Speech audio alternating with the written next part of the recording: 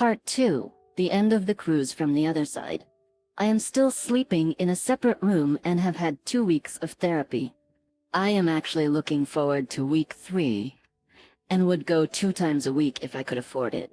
I think it will help me. Last night we went out together for St. Patrick's Day to watch a friend's band. After a few pints of light beer and a shot, I came out of the bathroom and saw her talking with 2 guys I didn't know. Both men and women are drawn to her, and she usually meets several new people or couples when we are out. She often ends the night with other women saying, "We need to get together again sometime." It was a fun night.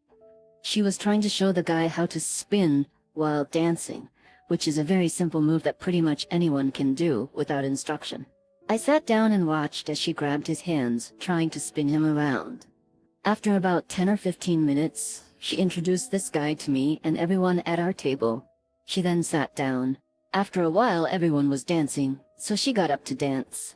Of course, the same young guy who was getting drunk out of his mind headed right towards her to dance.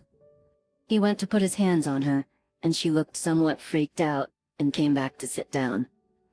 I said nothing and just sat back to watch the situation she created for herself unfold. Every time she got up, he would head for her, and she would sit back down. Finally, I said, "I thought you wanted to dance. Why don't you?" She replied, "That's okay." Then she asked if I wanted to dance. I went up and danced a few songs, but I wasn't really feeling it, so I sat back down. She tried dancing, but the same guy kept trying to move in on her and the girl she was dancing with. She was obviously moving to avoid him. She finally came back to the table. Fortunately, we had stopped drinking earlier, or I'm sure it would have been a different story and I would have stepped in. Anyway, her friend got these large pink beads from the singer in the band, one of our friends. He said, "These are the only ones like this in here, so hang on to them." Probably an hour later, my wife was standing up, talking to another guy we didn't know, right behind me. She showed me her matching pink beads that he had given her. I asked, "You didn't just ask that guy for those beads, did you?" She replied, "Yeah." She explained that her friend had the only pink beads, and these matched, so she wanted them so she and her friend would have matching beads. She then explained this to the guy, and he gave them to her. I just said, "So, someone has something you don't, and you just have to have it, huh?" I was thinking to myself, I go into a bar where we are with our friends, and I catch crap if I say hi to the wrong girl. Or if I talk to someone for too long, she talks to strangers who are drunk and asks guys she doesn't even know for beads. And it's okay. This is bull crap and my mood goes south. I was just somewhat quiet after that, until we left. On the way home I said, "I saw what happened tonight with the young drunk guy who kept trying to get by you on the dance floor. You know you brought that all on yourself tonight, don't you?" She asked, "What are you talking about?" I explained what I had observed when I came out of the bathroom, and that it took her more than 10 or 15 minutes before she even realized I was just sitting there when she decided to introduce her new friend to our table. She said she was saying hi to a girl at that table, and the girl introduced her to everyone and she and the guy started talking, so she thought she should introduce him. I told her I was not happy and that she doesn't need to be grabbing someone's hands to spin them around or asking drunken strangers for beads. Of course, she turned it all around and made excuses. All around, she yelled at me, saying I was the one who decided to leave our bedroom. She is not going to go back to where she was not able to be herself. She is going to be herself and have fun. I said, "Some things never change. You get mad at me, and I apologize. I get mad at you, and you turn it around and get mad back at me. In the past, I would still apologize, but those days are gone." She said, "You don't need to apologize." Last night was an aha moment for me. Some things just never do change. I think our problem all along has been boundary issues. I have to have them, but she makes her own. I can't do this anymore, as sad as it is. I am trying to keep something together that simply doesn't work. She is a fun, beautiful, and awesome person, but I am too insecure to handle her outgoing nature after what happened in our past. On the other hand, I want to be more outgoing, but I can't do that around her without feeling uncomfortable and creating more drama that I don't want or need. I now realize the pattern needs to be broken and I need to initiate the change to be continued. She is away with our daughter and friends for a week. On a cruise of all things. I'm getting things in order, and then I believe it's finally time to separate. This is my going away letter to her. I did this for me, not her. I am no longer angry. I am finally at peace, and I have finally let go. Sometimes I get angry with you, and sometimes I blame myself. If only I could have just let the pain go, talked to you about it, showed my love more in the bedroom, and tried to find the passion that I buried away with my anger and hurt. If only I hadn't sought solace and companionship through an understanding friend. We had lost that somewhere along our path. Sure, it wasn't physical. We were never even that close. It was just an honest human connection that I needed and was missing. If only I had been able to listen unquestioningly to your demands, instead of arguing when I knew it would always end up the same way. Turned around and about your issues and not mine. If only I had been perfect. I think we've both felt this way. After 10 years of keeping my thoughts and feelings buried, I let them out. I should have dealt with this year earlier, but I knew the pain and hurt it would cause, and I didn't realize that ultimately this was something I needed for me. This mental and emotional racket, running through my head and heart on a daily basis, was taking its toll on me. And after letting it out, I was finally starting to see some light shining in through the cracks. And I knew there was no going back. Finding support online had a lot to do with it, and the real breakthrough came when you accused me of having an affair and wouldn't believe this was about what you had done 10 years previous. I finally had to tell you I needed this for so long. My inner voice shouted out, and I was thinking you actually had an affair with my best friend, and you were going to accuse me when I wasn't? I have stayed silent all these years because I thought it was my pain to bear, and I didn't want to hurt you, and now you're not going to give me that same love, trust, or respect. Of course, you tried to understand, but your inner being couldn't deal with the guilt and blame. And in time, after many arguments, you turned it around and said I was having an emotional affair. And that's just as bad. Some might agree, but I don't and won't ever. I said if I was having an emotional affair, it was a one-sided, non-physical emotional affair, and I could live with that because, although I may have had more feelings at one time than I should have as a friend, they were never reciprocated. And it was nice to have a friend who had been through what I had been through therapy, and didn't offer advice, only support and friendship. No lunches, dinners, drinks, or parties, just a friend. I finally got angry and said what my inner voice had been screaming. My feelings burst out and I said, I'm not having an affair. As far as I'm concerned, it's been a few years of arguing now, and I am finally able to see you in a much more sympathetic light. I know you did not wake up one morning and decide that you were going to hurt me. You did not plan on having an affair.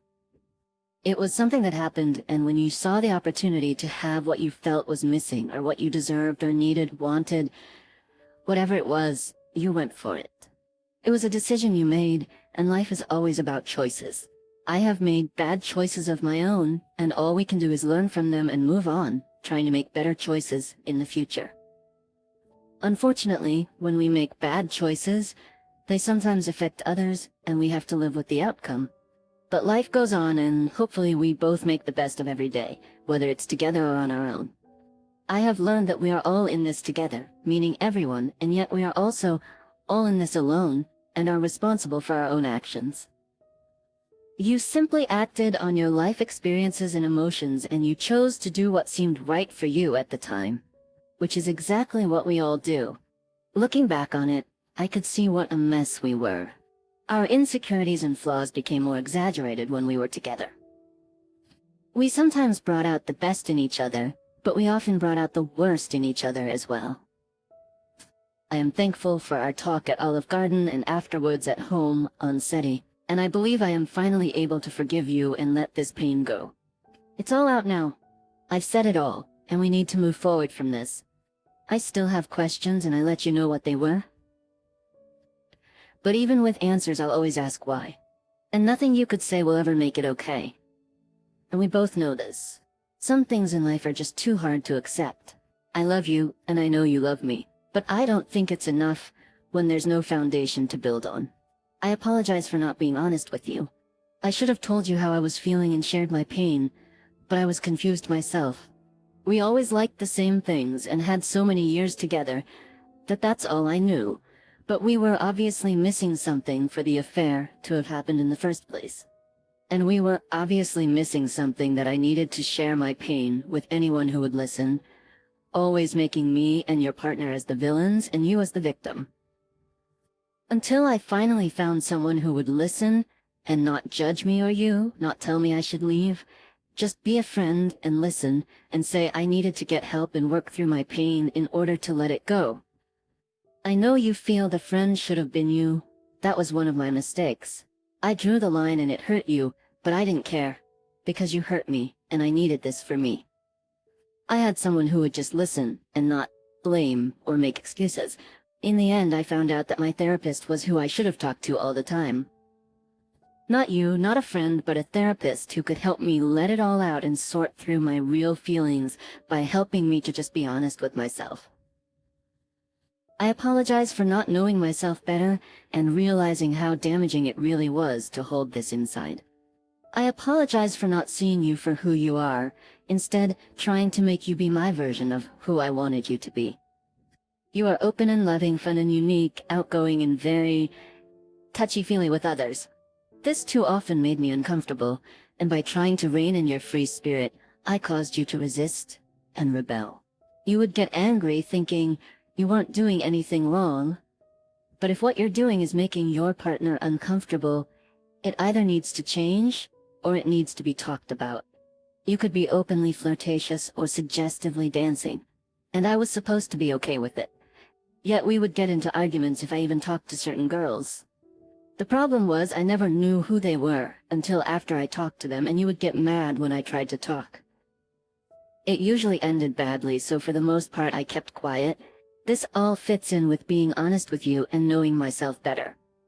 You are who you are, and you're a beautiful, fun person with an awesome spirit. But it's something I've never been comfortable with, and I've learned I have no control over it. And I shouldn't try to change and control you. We are two different people. I will always be thankful for all of the good times we've shared. The road trips, the conversations, raising our kids, parties, working together in business and in life.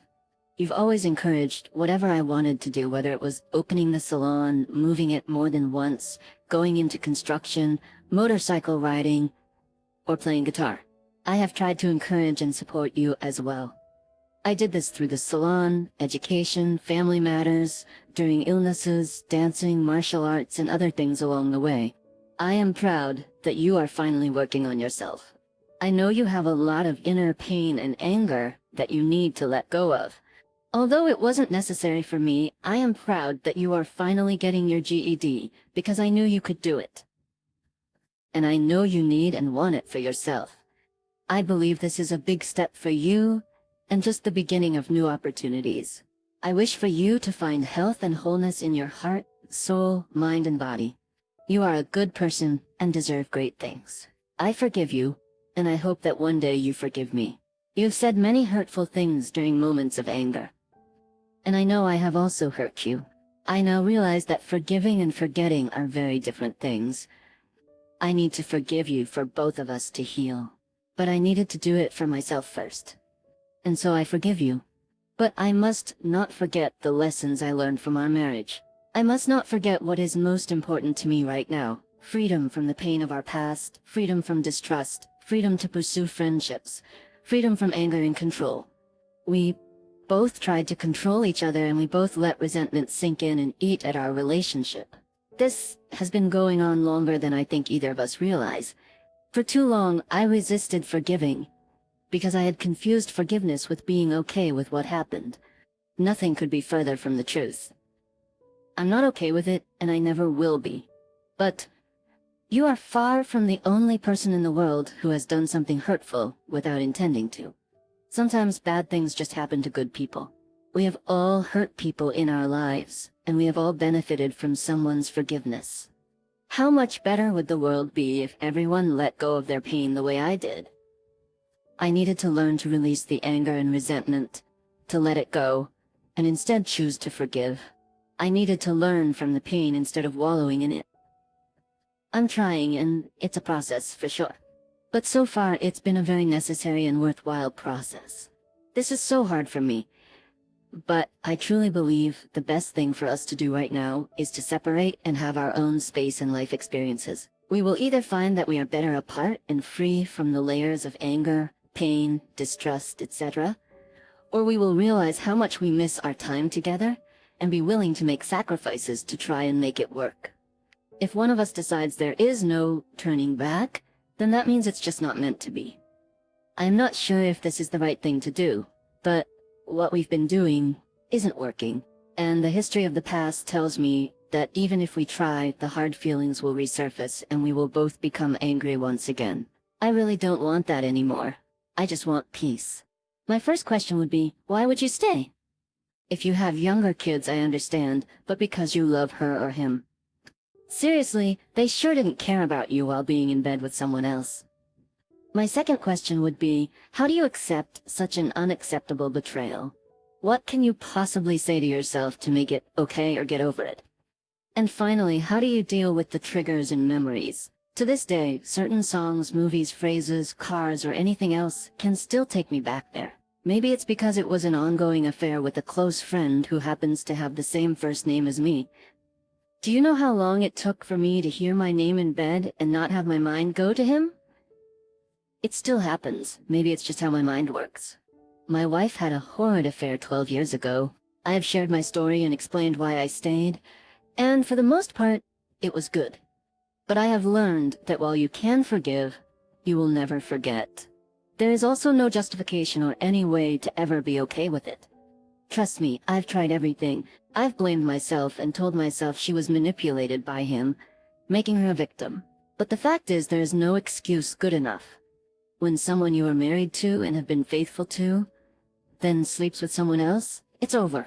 They made their choice, and it wasn't you. In my opinion, if someone wants to have a good time with another person, that's fine. Just make a decision to leave and move on. Don't try to have two people at the same time.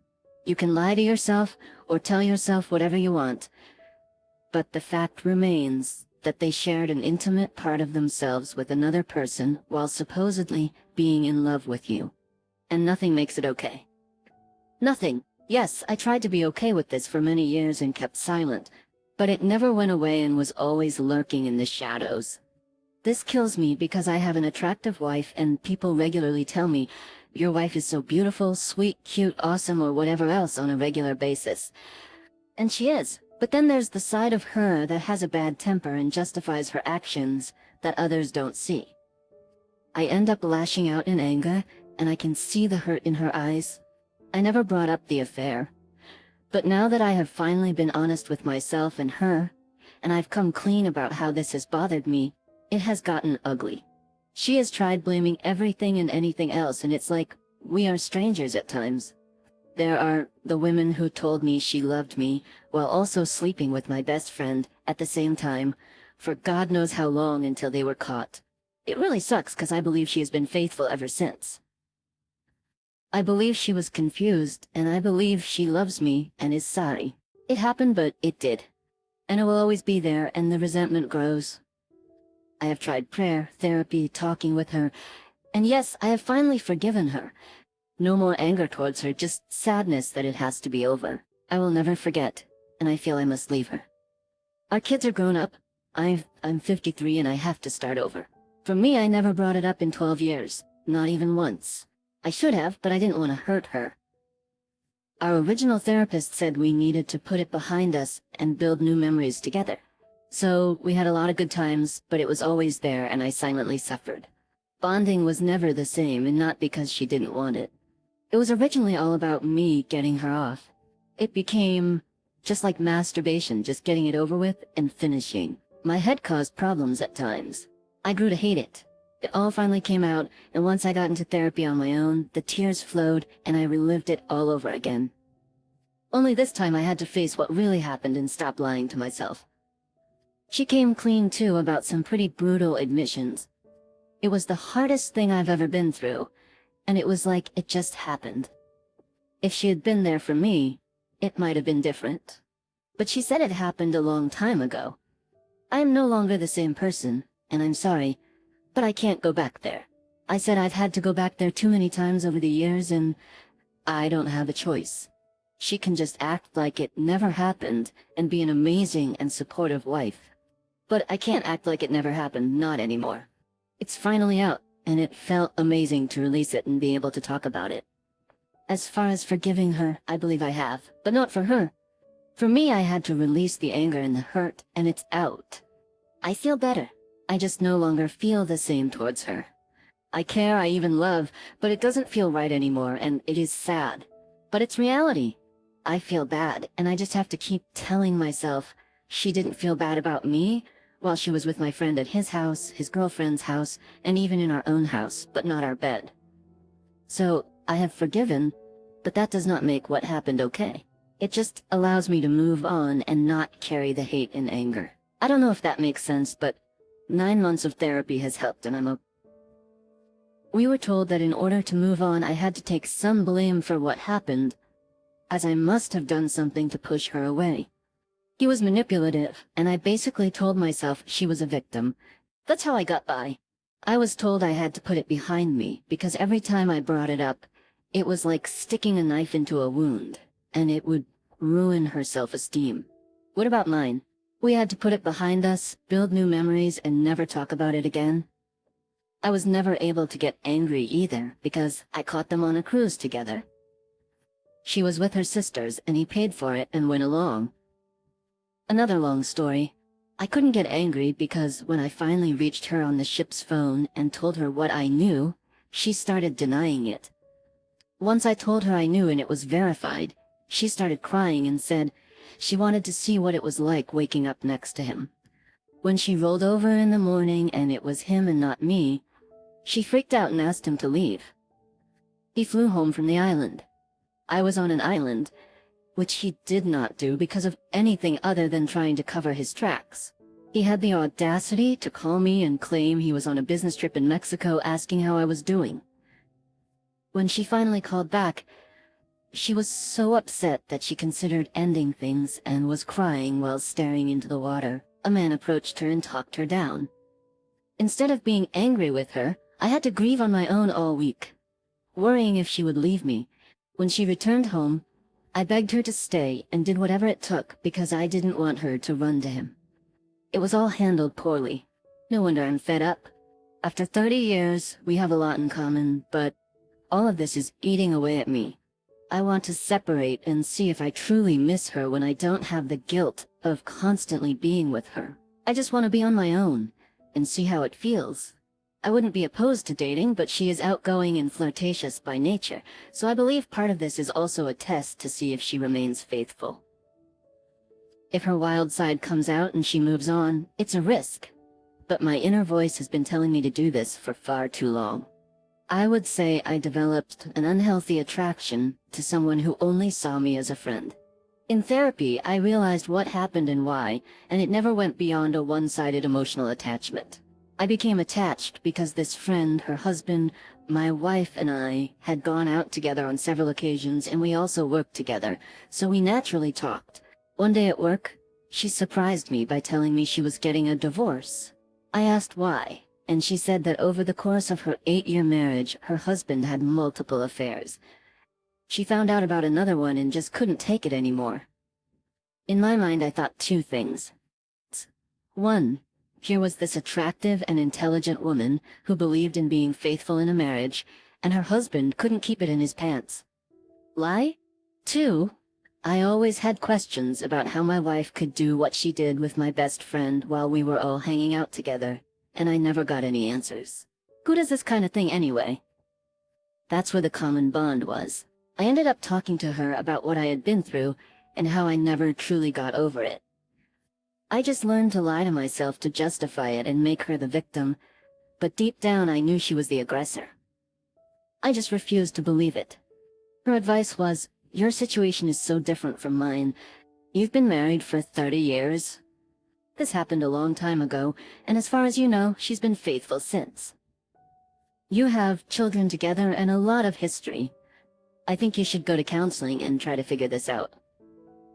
And the best advice I can give you is to be honest with yourself. I asked her what she meant by that, and she said, "You'll figure it out." That phrase, "be honest with yourself," echoed in my head non-stop for what seemed like forever. I couldn't figure it out, and I couldn't make it go away. What I've come to learn is that I was honest with myself about a lot of things. I lied to myself about her role in the affair, so I could justify it and make it seem okay. I lied to myself about my true feelings for my wife because after all those years, I did love her. But it doesn't feel like enough, or even the right kind of love. It's a caring love without passion. It's toxic in many ways, as I know she never truly trusted me, even though I thought I had given her my trust. But yes, I also lied to myself about that. I didn't really trust her. I just knew that no matter what I tried to do, if she was going to cheat, she could. She had. And it happened right under my very nose. I no longer tell myself lies. Another part of being honest with yourself was that I did develop feelings for my friend.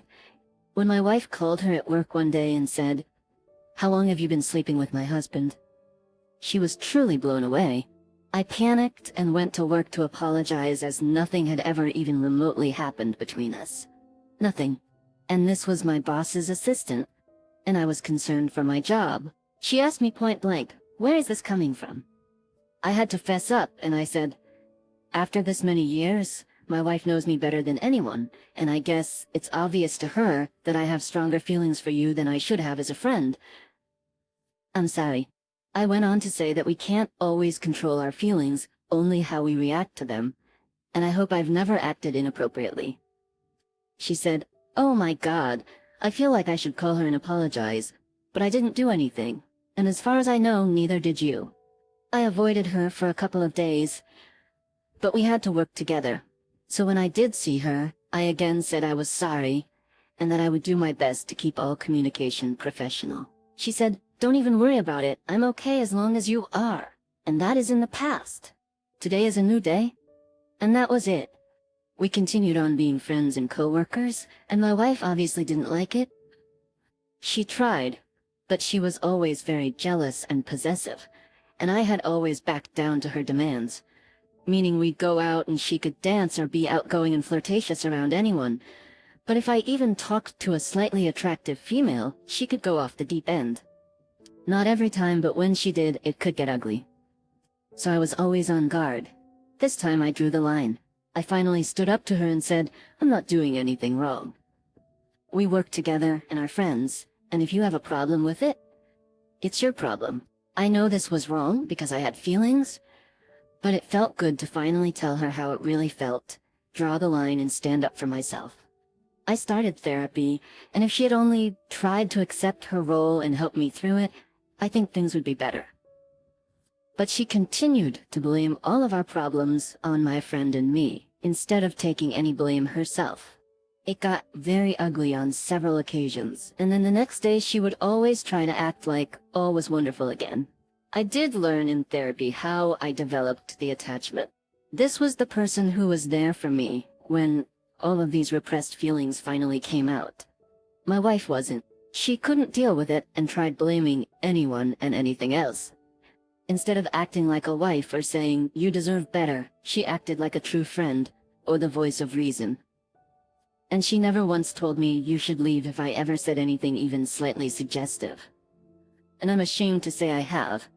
She would always say, "We are friends, but let's get it." So I also respected her, something I had lost from my wife.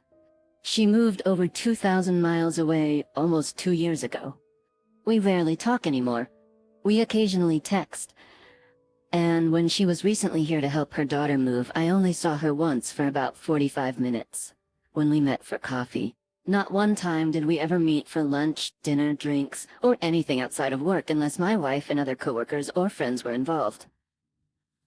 I will be the first to admit I have flaws, and I am far from perfect. When I was interviewed for my present job, I was asked, "Why should we hire you?" My reply was, "You can teach someone to take care of your pools, plow your lot, oversee repairs, and handle housekeeping. But you can't teach someone to care. You can't teach someone to take ownership. They either have that quality or they don't. I have it, and I will work every day to prove that you made the right decision in hiring me. That is character. That is a part of who I am, and I can't change it no matter how hard I try. That is what bothers me about my wife. She is a fun-loving, hard-working, good person, but she was also capable of slow dancing with me, singing a song in my ear, making me feel like I was the only guy in the world she ever wanted. She would ride on the back of my motorcycle, with strands of my hair in her mouth, and kiss my neck. But I also knew she was unhappy and in a bad place at times, and I never knew why. And of course she wouldn't tell me. The fact is, while she was making me feel so special, she was flirting with and pursuing our friend. Looking back, I saw it happening. He had unlimited funds, and she would always comment on all the nice things his girlfriend got. She became greedy and jealous of his girlfriend, her friend, and wanted what she had. He started buying her jewelry. She would tell him she wanted it, but we didn't have the money. He would say he'd buy it for her, and they could work it off in haircuts. That's how it started. First, a couple $100 ring, then rings in the thousands.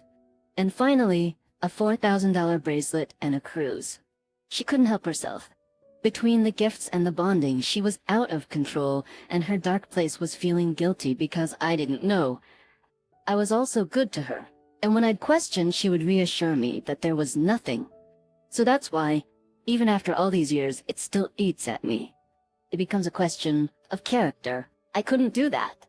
I know this, even though she says she doesn't like who she was back then, and she will never go back there or do it again. Even though she says she learned and would never do it again. And I can pretty much believe this. Can I? Months later, my wife has finally gone from angry to trying to accept the fact that I want to leave her. She has always tried to blame anyone and anything else, and now she realizes and says she did this. And although she loves me, she understands why I can't stay. And if it was the other way around, she couldn't stay either. I believe she wants to stay married, but the reality is we have been in separate rooms since March 1st, and we haven't slept together since last September.